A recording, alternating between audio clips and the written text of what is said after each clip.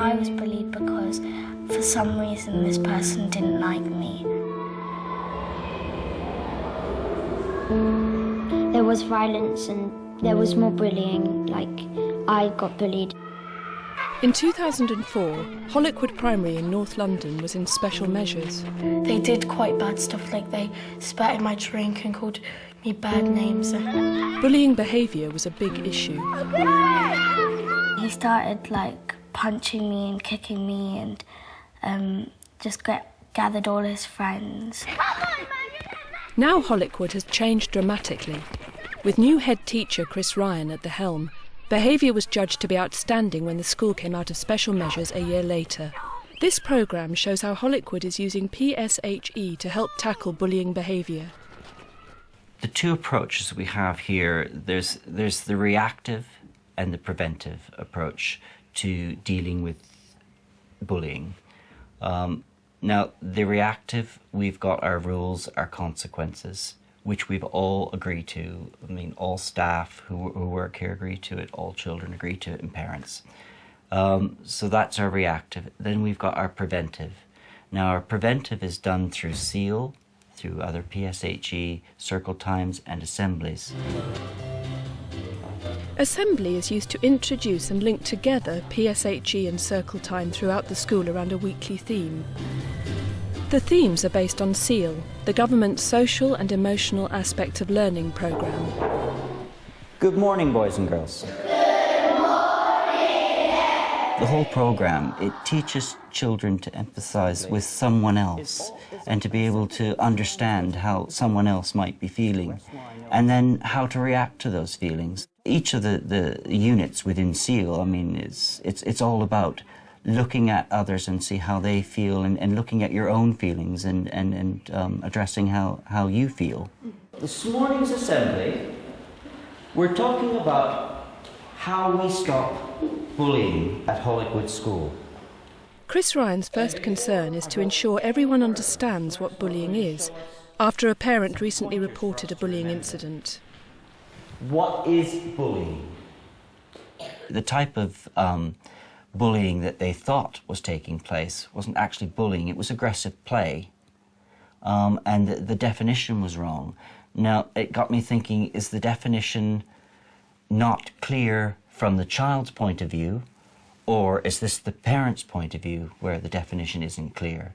So we firstly met, you know, as a group, a staff, and said, look, we've got a little problem here. I think there's still some children who don't understand what bullying really is. Bullying is something when somebody hits you or does something nasty to you over and over again. Bullying is someone hits you and they hurt your feelings every single day and they never stop.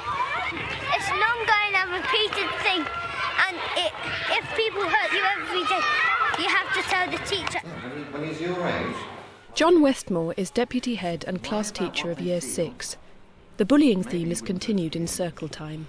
Maybe you will understand then how to change it and how to mend it. And maybe you're going to understand how people will behave, because when they feel something, it makes them behave in a special way. The children previously, if there had been an instance of bullying, everybody's very, very clear that these are the rules that must not be broken. Everybody's aware that the victim must be supported. Everybody's aware that bullies are doing something wrong. But perhaps they weren't aware that bullies aren't monsters, aren't demons. Perhaps they weren't aware that actually bullies are, we're all capable of being bullies ourselves, of being involved in it. And that each and every person involved in the situation has an emotional response and an emotional motivation.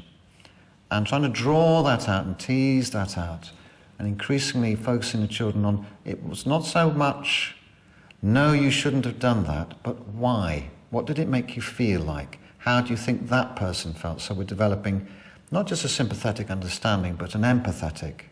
And I think there's a real clue. If you can imagine what it's like to be somebody else, half the things you would do would change. Tell the person next to you what you feel if you were Haseen now. And you've been asked to play football, can you make it up with it? You'd have to do something quite special, and if you did know them and you were their friend, then you'd probably know what you could do.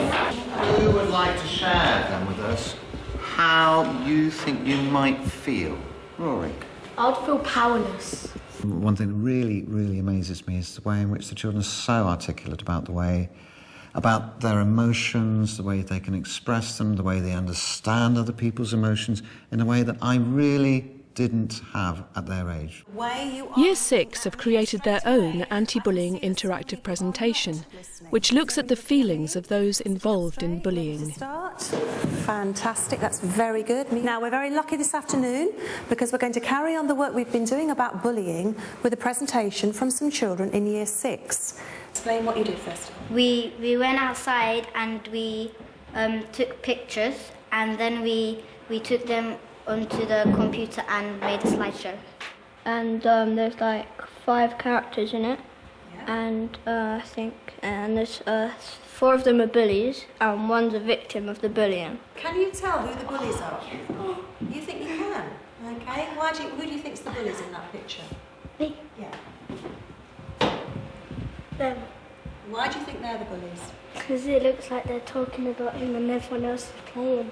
Okay, right. I thought it was very useful. I thought it was particularly useful because older children are showing younger children what they've actually done, so they're sharing their ideas. I think one of the particularly useful things also is the fact that they're discussing the feelings, not just of the victim, but of actually everybody who's involved. What did the pupils who created this gain from the experience? It was fun, and it's like because we've done it ourselves, so we get to learn how it would actually feel, because we get to feel inside of us how the victim would feel and how the person who was bullying would feel.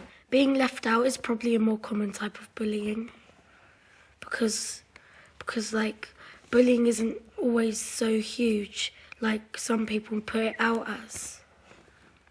We didn't make it all violent because sometimes bullying isn't really like with violence. Sometimes it's just calling names or some stuff like that. So that's why we didn't do it. And maybe the little kids would think that bullying is just when you get hurt or there's violence in it. Maybe if you had like an older brother or sister and then like bossing you about and stuff, and then you like you'll feel powerless, and then to get that power back you go to school and like bully someone. So then you feel like much happier, but don't know how the other person's feeling.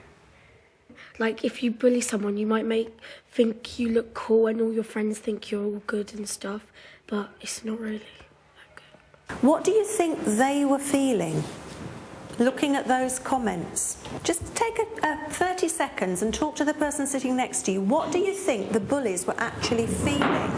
Okay, Chris, if you'd like to come and help this table, and Lily, if you'd like to help this table. They might have felt a bit worried because they might have told the teacher. I think they were quite selfish, and I don't think we should feel sympathetic for them. Well, I thought it was interesting that when we were talking about the feelings of the bullies, they recognised them straight away. They were there was a buzz around the classroom that, oh yes, they feel powerful, it makes them feel, great, and gives them that sense of, I'm good at something, even if it is making somebody else feel horrible. Hasin's class held a meeting with their teacher. All the children had ideas about what happened. There was a lot of discussion and debate. Most people in the groups that I went round seemed to think that telling the bullies about the feelings of the victim actually could make an impact on them. The other thing I think that's really important that this reinforces is that everybody has those feelings. It isn't just that person over there that has these feelings of being upset about this, that or the other, or wanting to get their own back on somebody. Absolutely all of us do have them. And it's the way we deal with them that makes the difference. Bullies are ordinary people. They're not people who just like monsters and they're out there to get you. Sometimes they might just be doing it for the fun of it, or maybe something's going on at home and they're taking it out on other children. They might bully because they're insecure of themselves or they've been bullied. I think bullies would probably have feelings inside them that they take out with aggression on other children. To help potential bullies manage their emotions, all pupils are encouraged to use exercises known as calming tricks. They are just amazing because if they're in a temper, you can go up to any child in the school, children that aren't in my class, in the playground, I say, right, do your calming trick before you say anything about what's happened. And they'll start to take some deep breaths, or they'll start to count to 10 straight away. And that immediately then stops whatever's been happening. But the main block to tackling bullying is persuading children to tell.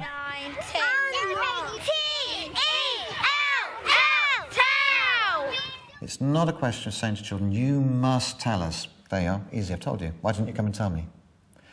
It's practice. Practice being able to talk about these things, practice being able to tell people, practice watching other people. You've seen it happen before. Somebody spoke. Did it work? Did it help them? So it's a question of building these. If you want to build the skills and the ability of children to respond, it's not just a question of telling them that's what you do. And it won't just go away, this fear of actually talking to somebody about it. It'll only start to go away when it becomes a skill that's well practiced and well honed. T-E-L-L, tell. They learn the little motto of T-E-L-L, tell, and all of those kind of things when they're very young, so that it becomes second nature to them. You know, they're not telling a tale about one-off incidents.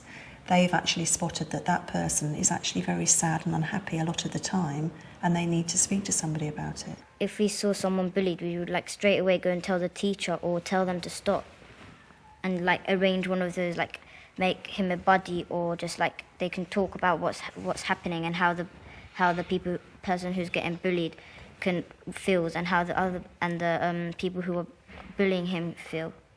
I didn't really know that much about bullying before, and I wouldn't have probably spotted what it was. I would have probably thought that they're just messing around or something. But if I did see bullying now, I'd probably tell as well. Because it's quite upsetting for people. I thought bullying was just hitting and punching, and but now I realise more. I would just go up to tell them, to go and tell a teacher, or I would do it for them. So can the school stamp out bullying completely?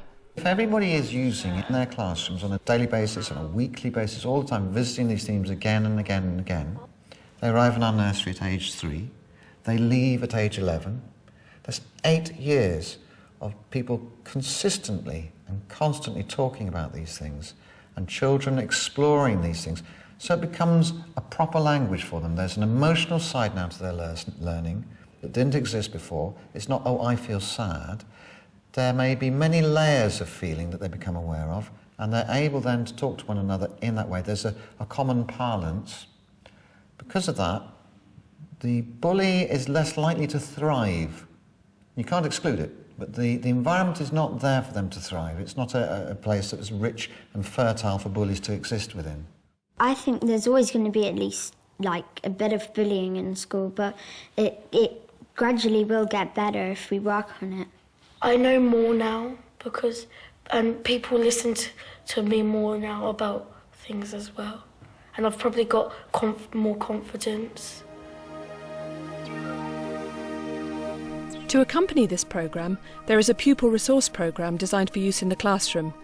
Called Beat Bullying, it features Hollickwood Primary's anti-bullying work and can be downloaded via the Teachers TV website.